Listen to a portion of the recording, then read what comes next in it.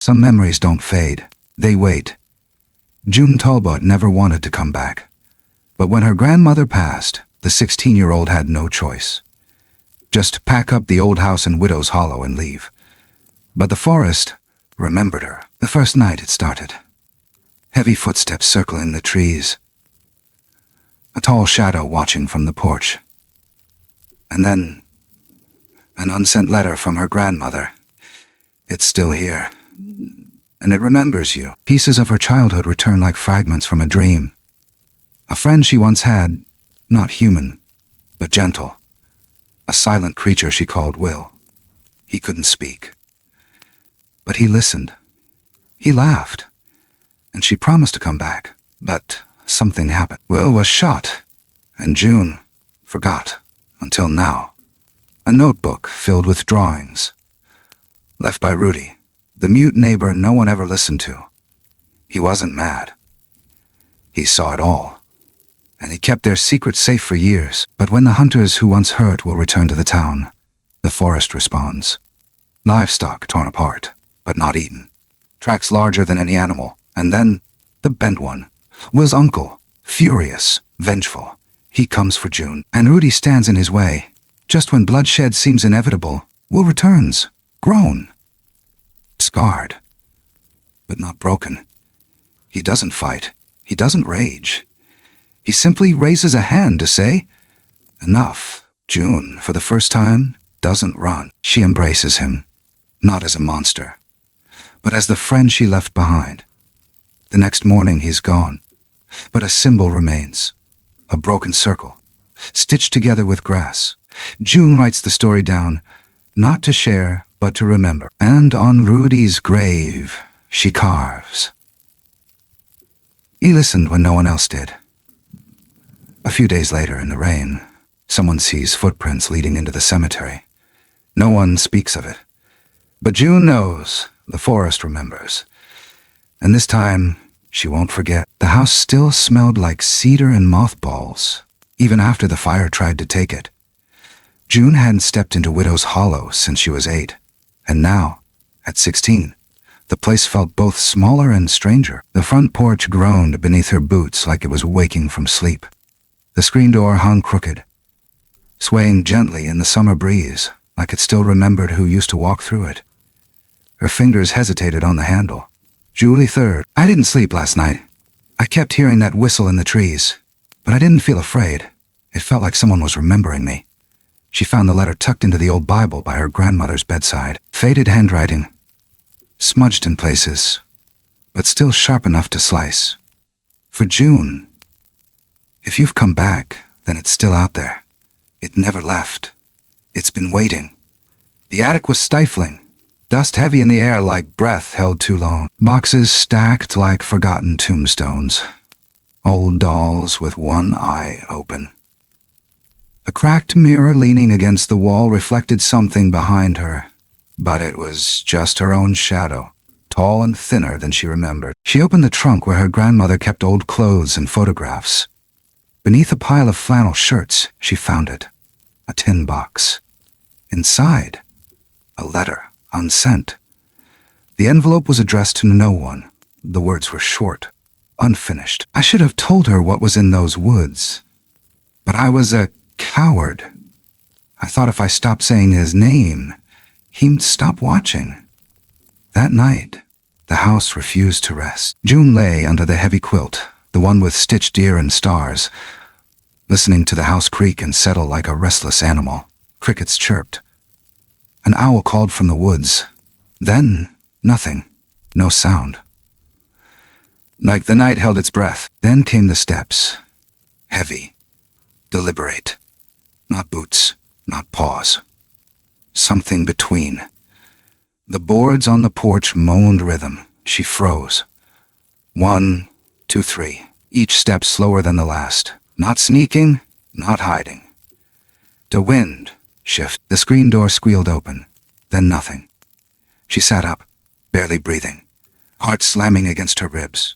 Outside the bedroom window, moonlight touched the upper pane. That's when she saw it. The shadow, too tall, its head nearly touching the overhang. Broad shoulders blocked out the stars. Not a bear. Not a man. It stood still, like it knew she was watching. And then, it stepped back. Not away. Not afraid.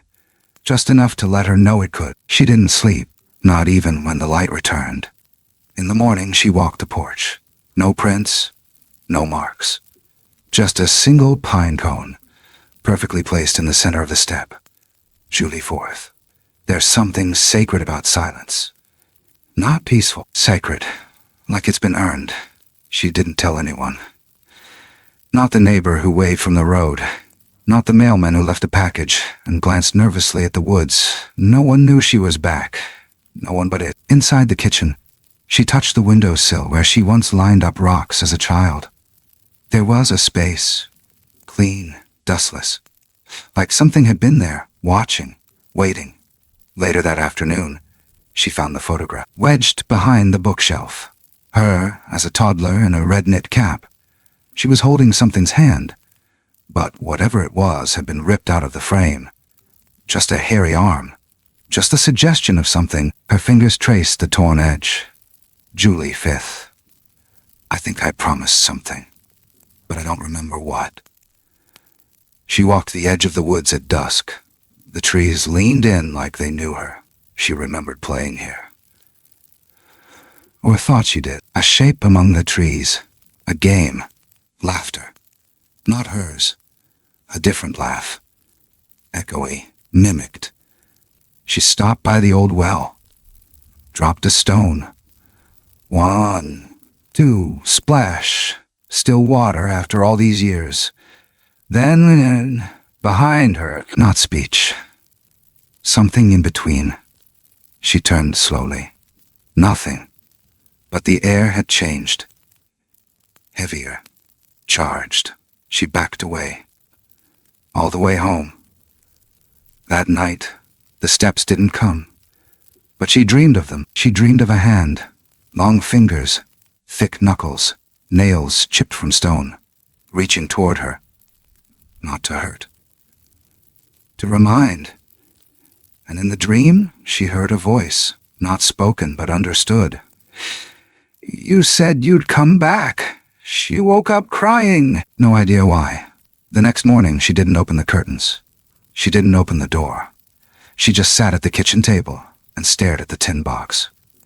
Then she opened her notebook, and she began to write. There's something I left behind in those woods. Something I thought the fire would burn, but it didn't. Some things don't burn. Some things stay and wait. She tore out the page, folded it into a square, walked to the front porch, placed it beneath the pine cone, and whispered, I remember. She wasn't sure if that was true, but she wanted it to be. As she stepped back inside, the wind picked up. Behind her, the pine cone was gone. Rudy hadn't changed much, but time had pulled him tighter around the edges, like an old coat hung too long in the rain. June spotted him the morning after the pine cone vanished. He was across the field, standing beside a rusted wheelbarrow, staring into the trees like he expected them to speak back. He didn't wave. He never did. He just nodded, once. Slow, deliberate. That was his way of saying, I see you. And it was enough. They hadn't spoken in years. Not since she was small enough to crawl under his porch and steal bird bones from his wind chimes. Back then, the adults whispered about him. Touched, they said, or not quite right. Because he didn't talk. Because he lived alone. Because he didn't go to church, didn't shop in town. Because he listened too hard and kept things to himself. But June remembered differently. She remembered how he once built her a flute out of river cane. How he showed her where the deer slept when the air turned cold. How he never asked questions. Just looked at her like he already knew the answers she couldn't say out loud. She brought him a jar of preserves that afternoon. Apricot, store, bought. She felt a little stupid about it, but it gave her an excuse to knock. He opened the door before she touched it, like he'd been waiting. Rudy's house smelled like damp stone and tobacco. Dust clung to everything like regret. He motioned her inside without a sound. No smile, no words, just a small, careful gesture, One hand across the chest, then out. Welcome, if you knew how to read it. They sat at the table. She offered the jar. He didn't take it. Instead, he slid something across the wood. A notebook. Black leather. The pages curled at the corners. Water-damaged and brittle. She opened it. And forgot to breathe. Drawings. Dozens of them. A creature, always the same shape. Broad shoulders. Long arms. Deep-set eyes. Sometimes standing upright. Sometimes hunched. But always watching. Always near trees. Always beside her. She was there. Drawn over and over. A little girl in a red knit cap. Sometimes smiling. Sometimes reaching out. Sometimes crying. She turned another page. Her own hand, child-sized, drawn with a crayon's uneven edge, pressed gently against a much larger one, first sketched in thick strokes. Fingers wider than her wrist, their hands, side by side. It wasn't just a drawing. It was a memory. Her vision blurred. Julie 7th. I saw it again. I don't remember being afraid. I remember not needing to speak. Rudy was still watching her. His eyes were glassy, reflecting the candlelight. She realized he wasn't trying to explain. He was trying to remind. The silence between them wasn't empty. It was full of everything that had never been said. I knew him, didn't I? She whispered. Her voice cracked. I knew him. Rudy nodded. Once. Slow. Like the trees outside. Her fingers trembled as she turned the next page. This one was different. It wasn't just a sketch. It was a scene. Her, laughing, mid-run. The creature crouched beside a stream, offering something in its palm, a chestnut, cracked open. Her red cap tilted back on her head, both smiling. The kind of smile that doesn't show teeth, just trust. She pressed her palm to the drawing and closed her eyes. And the memory came. She was 5, maybe 6, running barefoot through wet leaves. He was there, just beyond the sunlight. She never saw him arrive. He was just always there. They never spoke, but they laughed.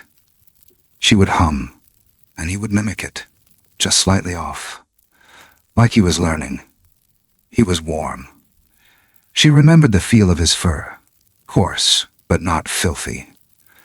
Clean, like moss after rain. He smelled like old trees and river stones. His eyes were amber, not red, not glowing. Human, almost, but deeper. She remembered playing tag. Him crouching low so she could tap his shoulder. His big fingers wrapping gently around her. She remembered the day he got hurt. A trap. Metal teeth. Blood on the leaves. He didn't cry out. Just looked at her, confused, like a child who didn't understand pain. She tore off her sweater, the red one, wrapped it around his leg, sat beside him until the shaking stopped. She remembered thinking, this is my best friend, and she remembered nothing. Until now. The pressure behind her eyes broke. She began to sob, quietly at first, then deeper. Rudy didn't reach for her. He didn't need to. He just let her cry. Let her remember. Let her grieve the thing no one else would ever believe existed. Julie 8th. I think I loved him. Not like in a story. Not like people love each other. Just like I'd never been more myself than when I was with him. The candle burned low. Shadows stretched across the floor like reaching arms. She traced the final drawing. It was the same as the others. Her hand in his. But this one had no background. No forest. No sky. Just white. Just them. She didn't know if it meant goodbye or promise.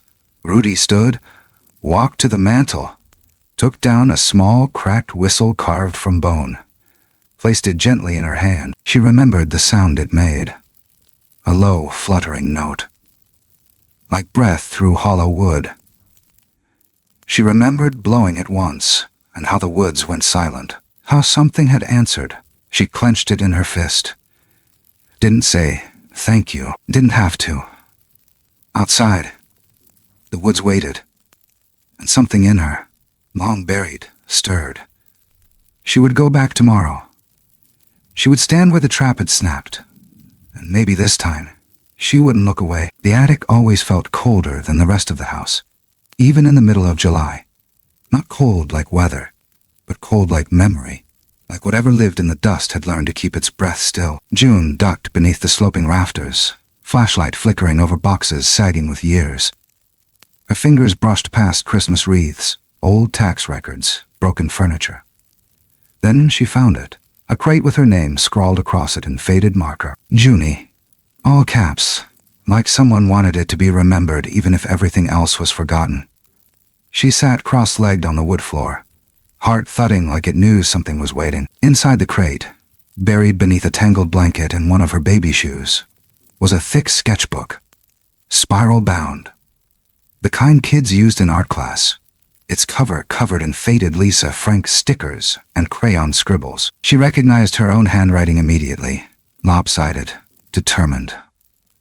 On the first page, in bright purple marker, "The Forest Game." She flipped through it slowly, her breath caught in her throat. It wasn't just drawings, it was a journal. Each page held crude wax crayon renderings of a world no adult had ever seen, because she hadn't told them. Because some things weren't meant for grown-up eyes. The first picture was of a giant shadow crouched in the trees, peeking out behind a curtain of pine needles. Beside it, a little girl in red, arms raised like she was greeting the sunrise. Julie 10. I gave him my almond butter sandwich. He gave me a stone that looked like a heart. It was warm. I think it was still beating. She didn't remember writing it. Didn't remember the drawing. But it looked exactly like her. The red knit cap, the green rubber boots, the gap in her front teeth. The next page showed the two of them sitting by the creek. He loomed tall beside her, eyes kind and curious, with long arms cradling a bird's nest. Her own drawing style had simplified him, like a cross between a man, a bear, and the kind of friend that could only live in dreams. But there was love in every waxy line. A child's love, unfiltered and unafraid. She turned another page. This time, it was him curled beneath a tree, bleeding from the leg. Red crayon slashed across the page in jagged lines. She was kneeling beside him, sweater off, arms outstretched. A note in the corner, barely legible. I fixed him. I'm a doctor now. The next few pages blurred together. Hide and seek in the tall grass, sharing apples, building towers from moss and sticks. A circle of stones. Her writing, shakier now. He said my name, not in words. But I heard it. June didn't realize she was crying until a tear splashed onto the page. She wiped it away quickly, but the paper was already soft with age. Her fingers moved carefully now, reverently. Then came the last few drawings. She stopped breathing. There she was, standing alone in the woods. Her face drawn without a smile. No cap, no boots. Just a white dress, too clean for the forest. He stood behind her, half in shadow, one hand reaching out. Her own arms were stiff at her sides. One word scrawled in block letters beneath the image. Watch. Her body tensed. She knew what came next, even before she turned the page. A forest clearing. A spray of red across the ferns. A figure in camouflage holding something long, flat, black and sharp-edged. A rifle. Her younger self was drawn small in the corner. Eyes huge. Mouth a single silent line. No scream. No movement. Just watching. On the last page, her drawing of him lay motionless. Arms open. Face turned to the sky. Red everywhere. Her child self had written only one word beneath it. The letters, shaky, desperate. Sorry. She pressed her palms to her face, shoulders trembling. She hadn't just forgotten. She'd buried it, deep, covered it in years of noise and silence. She hadn't run. She hadn't helped. She had turned away. Because she was scared. Because someone else told her to. Because it was easier to pretend it never happened than admit that the best thing in her life had ended with her doing nothing. Julie, 12. I think I left a part of myself in that clearing. I didn't say goodbye. I didn't fight. I just watched him fall. And then I went home like it didn't matter. But it did. It still does. A sound downstairs made her flinch. The groan of the front porch. A footstep. Maybe the wind, maybe not. She closed the book, held it tight against her chest. Not like a child, but like someone bracing for something she couldn't yet name. She crept back down the stairs, each board creaking like a memory rising. The living room was empty. The curtains fluttered at the edges like breath being held too long. She walked to the window, pulled the edge of the curtain back. Nothing. But the woods were different now. Not just trees, not just shadows. A space between them had shifted, like someone had just walked through it. She turned back to the couch, sat down slowly, and opened the book again. Not to look, to remember. And maybe this time, to listen. The two men didn't look like they belonged to Widow's Hollow. Their truck was too new, their boots too clean. The way they stepped out onto Main Street that morning was quiet, but purposeful. Like they were already walking inside someone else's memory. June saw them from the hardware store window, just after buying nails for the back porch. One of them had a scar under his eye, jagged like broken glass. The other carried a map folded too many times to be new. They didn't smile. They didn't wave. But they looked at everything. Too long. Old Mr. Cullen, who ran the post office, watched them the way folks watch a slow leak in the roof. He didn't say a word as they passed. Just turned the sign in his window to closed and pulled the blinds. They stopped at Rudy's fence line before dusk. June saw it from the kitchen window, just shapes at first, two shadows standing still on the edge of his property. Rudy stood in his yard, arms crossed, back straight like someone preparing for a funeral. No one spoke. The silence between them was sharp enough to cut. That night, the first animal was found. A goat, throat torn, body left untouched. No signs of feeding, no drag marks. Just a broken fence and silence. Sheriff Denny called it a coyote, but nobody believed that. Coyotes take what they kill. They don't leave it whole. They don't arrange it like it's meant to be seen. 2 nights later, a hound went missing from the Parker place. Then a pig from the Miller farm? Always the same. No sound, no signs. Just the empty space where something used to be. And always too clean. Then the stories began to rise, slow and sticky, like swamp fog. Old ones, buried ones. Stories folks used to whisper about after church, or drunk on back porches when the power went out, about the huntsman. Back then, folks thought the woods had taken too much. Children. Dogs. A man gone fishing who never came back. The law had no answers, so someone decided to take things into their own hands. That's when they came.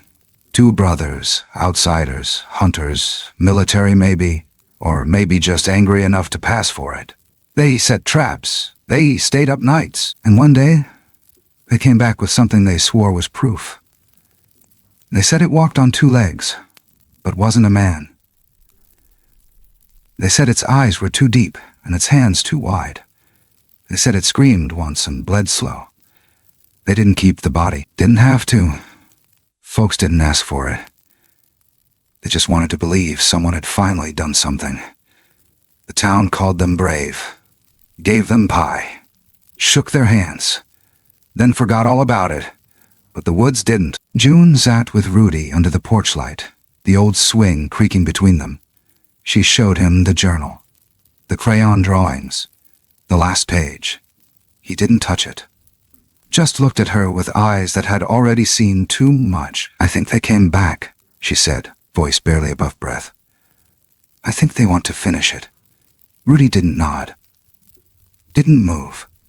Just reached under the bench and handed her something wrapped in cloth. She opened it slowly. A field guide, the same kind hunters used. But every page had been crossed out, rewritten. Sketches of creatures that didn't have names. Maps with no compass. Symbols scratched into the margins. One in particular. 2 trees with a line drawn between them, then broken. And beside it, a circle with a jagged crack, like something that had been whole once and wasn't anymore. That night, someone shot into the woods. 3 times. The sound echoed down the hollow like thunder with teeth. June sat up in bed, heart in her throat. Her window glowed with faint orange light. She crept to it, careful not to breathe too loud. Across the field, behind the tree line, something moved. Not fast, not afraid, just passing through. In the morning, the Cooper's barn was gone. Not burned, not collapsed, just gone. Like a hand had scooped it from the earth and left a scar where it used to be. The ground was littered with feathers. Not a single one singed, just placed there, like a warning or a marker. Sheriff Denny called a town meeting. Nobody came, not even the church folks. Everyone was too busy locking their doors. And then the men came back, not to ask questions this time, to give a warning. They stood in the middle of the gas station parking lot, where folks still came for coffee. One of them, scar under his eye, held up a photo. Grainy, blurry. A figure in the trees, taller than the nearest branch, face hidden in shadow. "This thing," he said, "ain't your friend?" Nobody answered. He looked around, jaw clenched. "If we don't finish it, it won't stop." Rudy stood in the back, still, hands behind his back, eyes locked on the man's face. June didn't say a word. That night the wind blew hard through the hollow. Trees bent. Power flickered. And on every porch, something was left behind. A rabbit's foot, a crushed possum, a bird, wings stretched wide, all untouched. All whole, all dead. But not eaten. It wasn't hunger. It was a message. Julie 14. The woods remember, even when we don't. They keep score. They wait. And when they answer, it's never in the language we want. The 2 men didn't leave town that week. They set up camp at the edge of Widow's Hollow, where the ground still held ash from the fire 10 years back. They claimed it gave them better visibility. But June knew. They weren't watching the woods.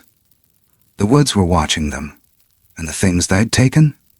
They hadn't been buried. Not really. Just hidden, waiting for the right time to be seen again. The forest didn't make sounds the way it used to. That was the first thing June noticed. It wasn't quiet. Quiet would have been peaceful. This was stillness, a breath held for too long. A hush that felt thick, like it had weight. She and Rudy stood just past the edge of the clearing, where the tall grass gave way to stone, her boots pressed deep into the soft earth, the morning dew clinging to the cuffs of her jeans. And every step she took felt like a question the woods were deciding whether or not to answer. They'd followed the tracks in silence, Rudy out front, every movement deliberate. Like he knew what waited at the end. He didn't speak. But she didn't need him to. He just kept glancing up at the trees like they were listening. The markers came first. 3 stones stacked on top of each other, set waist-high at uneven intervals, half covered in moss. She thought they were random until she noticed each one was carved, not with names, not with dates, but with symbols, the kind she'd seen in his notebook. The first was 2 circles joined at the edges. The second was a single vertical line through a closed eye.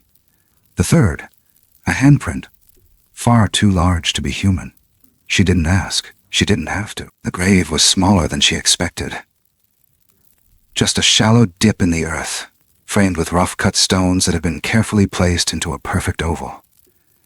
But at the center, something she hadn't seen in over a decade. The bracelet. She took a slow step forward. Her throat tightened. The wooden beads were just as she remembered, imperfect, hand-carved, strung together with old fishing line. She had made it the summer she turned 6. sitting cross-legged on the porch with her grandmother's help. She'd given it to Will 2 days later, after he found her missing shoe, and returned it without ever letting her see him. It had taken courage to approach him that time. But when she slipped it over his wrist, he'd stayed. He'd let her touch his hand. He'd hummed her song back to her. She knelt down now and reached out slowly, brushing her fingertips across the cracked beads. The name was still there. June, burned in with a hot nail. Sloppy and crooked, but real.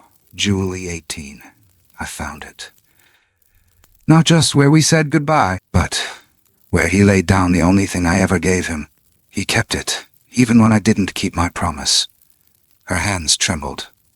Rudy stood behind her, head bowed. He didn't move closer, but the space between them held something steady, like a bridge across memory. She looked up. That was when she saw the carving. The stone at the top of the circle had 2 eyes etched deep into it. Oval, downward slanted, wide with sorrow. Beneath them, a single drop, not blood. A tear. She blinked against the sting behind her own. And then she felt it. A shift in the trees. Not wind, not animal. Something old. Something watching. She stood. And then he was there. Not loud, not sudden, just present.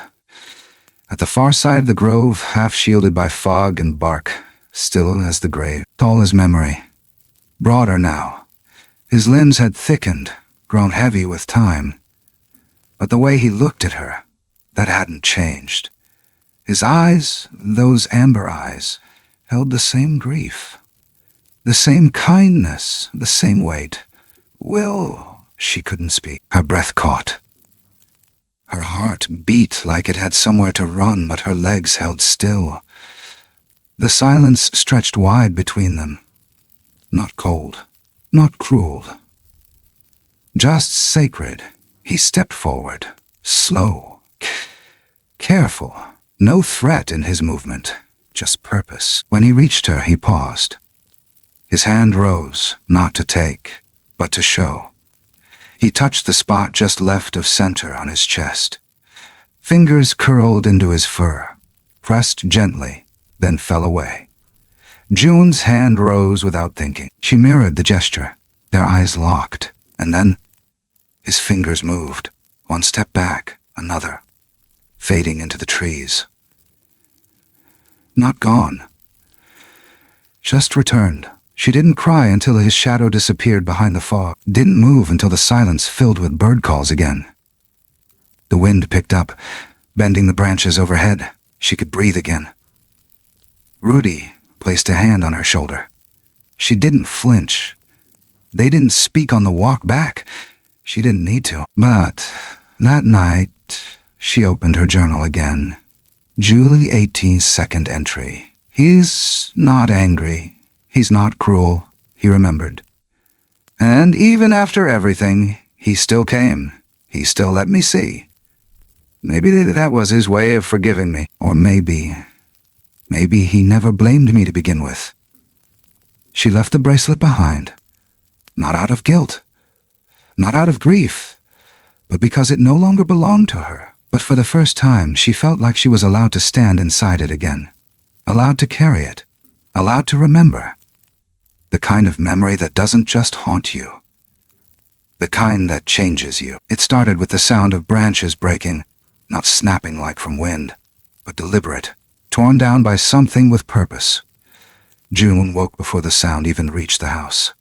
Something in her chest already knew. She threw on her jacket, grabbed the flashlight, and stepped onto the porch barefoot. The air was thick with electricity.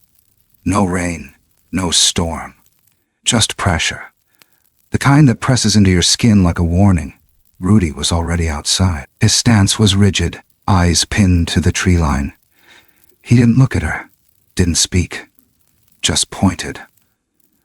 Something was moving through the ridge. Slow, heavy. Every step sent vibrations through the ground. Small, but real, like distant thunder under the soil. June raised the flashlight and saw nothing at first.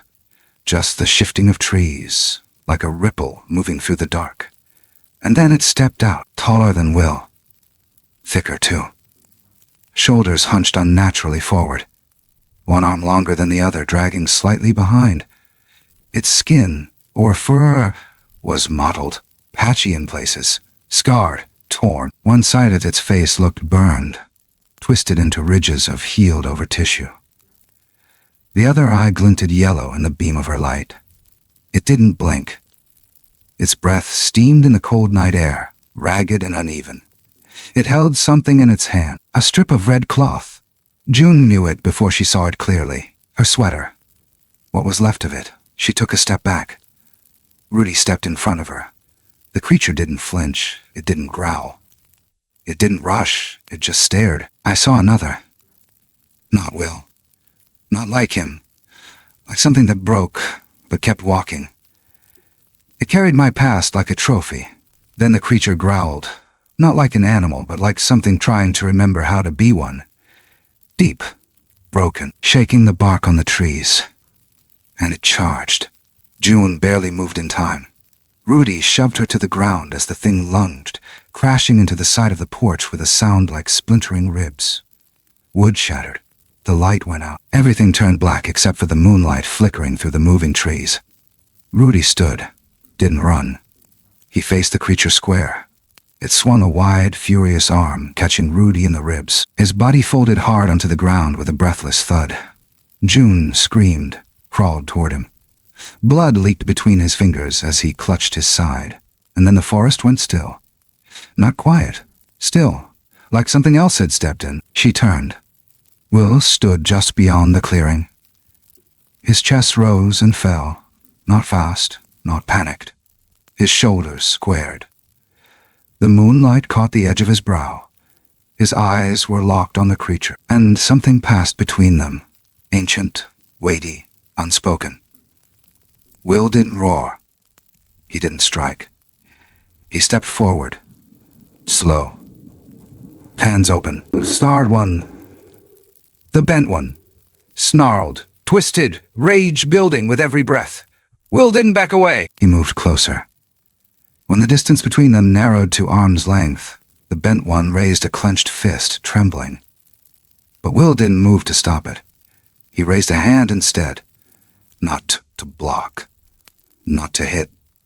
To comfort. His palm rested against the other's forehead. Just for a moment. Fingers spread. Gentle. And the rage broke. The bent one collapsed to its knees. Not defeated. Not destroyed. Just undone. It let out a single guttural sound. Long. Low. Exhausted. Then it turned and disappeared into the woods like a shadow returning to its rightful place. Will didn't look at June. Not yet. He walked to Rudy, knelt beside him, touched his shoulder briefly, then turned to her. She didn't move, didn't speak. He met her eyes, not sad, not angry, just knowing.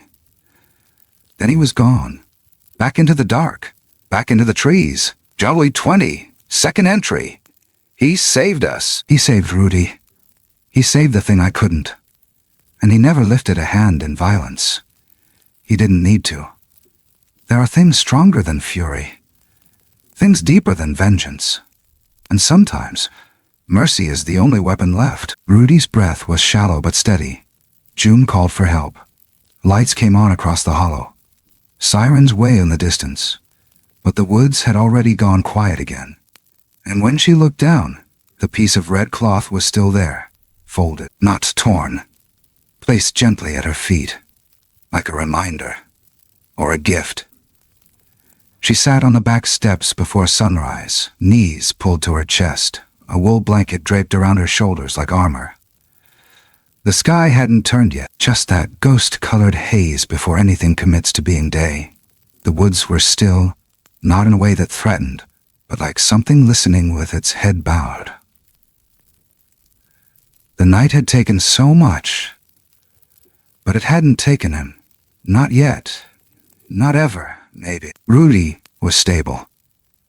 He'd come out of it bruised, cracked rib blood in his lungs, but alive. The doctors said it was a miracle. The sheriff called it a bear attack. People in town locked their doors a little tight. No one mentioned the red cloth she found in the grass beside him. No one asked why there were no claw marks on the wood, only what looked like finger-shaped dents. Everyone knew better, even if they wouldn't say it. She took out the letter and read it again, folded in 3, tucked in her jacket pocket. Ink smudged, words shaky. She had rewritten it 3 times. There was no way to say it right. Nothing that matched the weight of the past. But she had written it anyway. Julie, 22. I'm sorry I ran. I'm sorry I forgot. I'm sorry I let others tell me you weren't real when I knew better. I'm leaving this not because I expect you to forgive me, but because I want you to know I never stopped hoping I'd see you again. She tucked the letter inside a small tin box. Inside it, she placed a single hair tie made from her own braid, snipped quietly in the bathroom, tied with dried lavender, soft and human.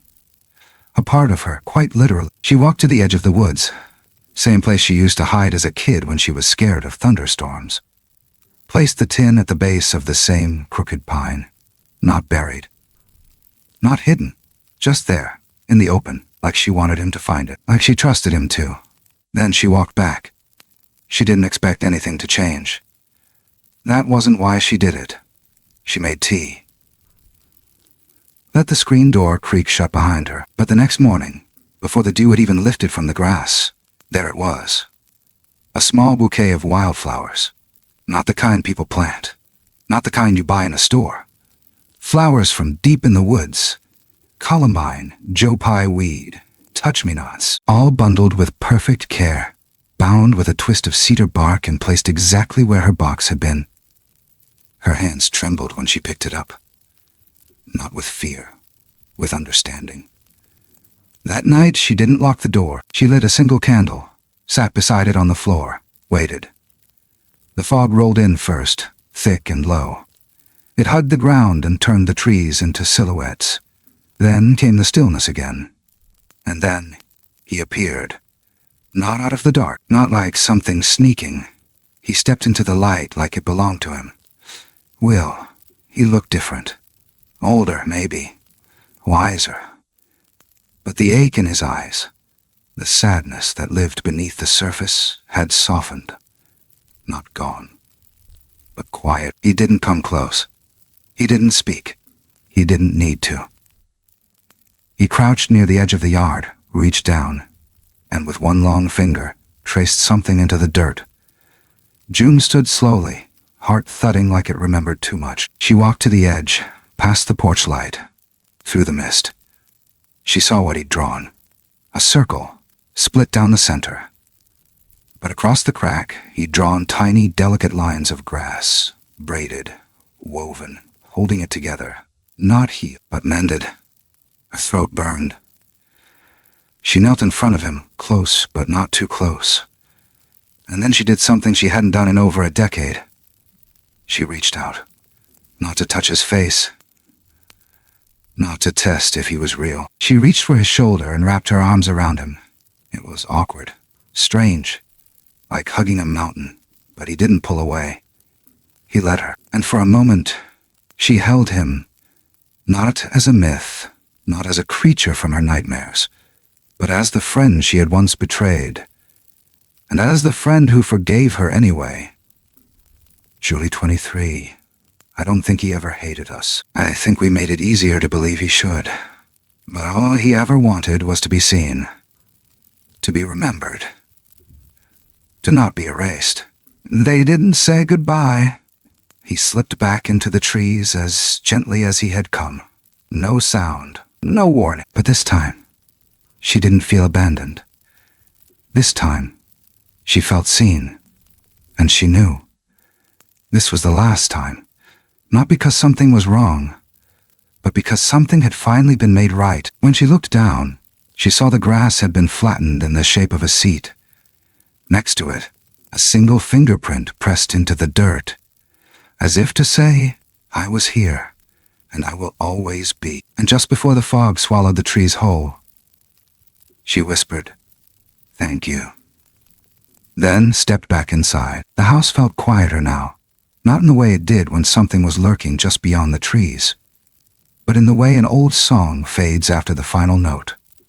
June kept the windows open most days. The wind moved freely through the rooms, rustling curtains like a hand brushing hair from a face. She didn't flinch at the creaks in the floorboards anymore. Some sounds were just sounds. Others were memories echoing back. She didn't tell anyone what happened that last night. Not the sheriff. Not the nurses at the hospital. Not even the preacher's wife who came by with campeches and a prayer she hadn't asked for. It wasn't something you could explain. Not without losing it. Not without reducing it. So she kept it close. Wrote it down. Every detail. In the margins of her grandmother's Bible. In the back of receipts.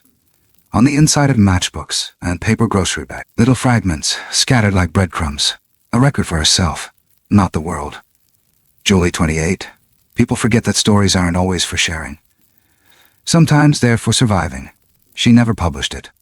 The story, not really. She drafted pieces, outlined a few scenes, even typed up one chapter with trembling fingers and a glass of scotch by her side. But it never left the house. It didn't need to. Some truths are meant to be printed. They're meant to be carried, quietly, carefully, like fire in cupped hands. She buried the tin box, the one with the braid and the letter. Buried it deep beneath the pine tree, where she left it the first time. The flowers had long since wilted, their colors fading into the soil. But the bark still bore a faint mark. A single vertical groove, not a claw, not a blade, something softer, like a finger tracing a farewell. Rudy passed in his sleep a few weeks later, peaceful, no pain. The kind of passing most people pray for but never get. He never spoke another word after that night in the woods. But he didn't need to. The way he looked at her, the way he sat outside every morning staring toward the ridge, the way he hummed that low, tuneless sound that wasn't a melody but wasn't nothing, that was enough. She carved his headstone herself, just his name, his birth and death, and one line beneath, written in her own hand. Hay listened when no one else did. She left it unsealed. No lacquer. Let the rain and wind have it. Let the forest read it. Let it wear with time like all things should. The night after his funeral it rained. Slow at first. Then harder. A steady, sweeping downpour that filled the air with the scent of wet earth and pine. And when she woke the next morning, still dressed in black and stiff with sleep, there were tracks. Not boot prints. Not tire treads. Just two wide impressions pressed into the soft mud near Rudy's grave. One led toward the woods, one led back. She didn't cry. Not then. Not until the next day, when she walked the trail alone. It had been weeks since she'd entered the woods without fear. The quiet wasn't empty anymore. It was full of breath, full of witness. She came to the clearing just before sundown. The light turned the mist gold. Dust hung in the air like it wanted to stay. The circle of stones still stood. The old bracelet was gone, but in its place, a single object lay in the center. A small carving, wooden, rough. Her face. Not perfect, not even detailed, but undeniably her. The shape of her nose, the slope of her shoulders, and across the chest, carved with care, the symbol she remembered from the dirt, a broken circle, stitched, held. He remembered. He still remembered. She sat there for a long time. Let the light change. Let the cold creep in. Let the forest breathe around her. Then she whispered the only thing that mattered. I kept the promise. And somewhere beyond the trees, something moved. Not close, not far. Just present, not watching her. But watching with her, Julie, 31. We think we leave places, but some places don't get left. They stay with us in the way a song returns when the room goes quiet. In the shape of a shadow that shouldn't be there but is. in the kind of forgiveness that doesn't need a name to mean something. She didn't go back to the house after that. Not for a while. But when she did, she found something waiting. On the front porch, pressed against the doormat. A single feather, not from any bird she knew. Dark, but iridescent. Long, whole. She placed it inside the Bible, between the pages of Psalm 91, and closed the book. Gently. Not because the story was over, but because she knew now. Some stories never end. They just change shape. Some truths live in silence. They're not shouted, not written in stone, but passed softly, like a hand brushing yours in the dark, or a glance held just long enough to say, "Jai no." These are the truths that don't make headlines, the ones that live beneath the noise, beneath the logic, beneath what the world demands we believe. And sometimes, what matters most isn't whether something can be proven, but whether it was ever truly forgotten. There are places in this world where the line between what we see and what we feel begins to blur. Places where memory and myth hold hands, where the land keeps stories, the way a body keeps scars. You walk through them and think you're just passing through. But what you don't realize is they're watching too. They remember who you were, what you promised, what you left behind. And if you're lucky, if your heart is quiet enough to hear it, they just might offer you the chance to return, not to change the past, but to hold it gently. To say, "You see it now." I carry it with me, because not everything that's lost is meant to stay buried. Some things wait to be found again, not in the same form, but in the space they left behind. In the way we forgive ourselves, in the way we choose to keep listening, even when the world tells us to stop. This wasn't a story about monsters, or miracles, or things that live in the woods. This was a story about remembering, about mercy that doesn't shout, but stays, about the small, quiet kind of love that doesn't ask to be believed. It just is. And maybe that's the most human thing we can do in the end. Not conquer the wild, or explain the unknown, but stand beside it, unafraid, unashamed, and willing to feel something real. Thank you for spending this time with us. If this story stirred something in you, if it brought back a memory, opened a door, or left you with questions you didn't expect, please let us know in the comments below. We'd love to hear how it moved you. And if you'd like more stories like this, stories that linger, stories that listen, consider subscribing and following along. We're just getting started.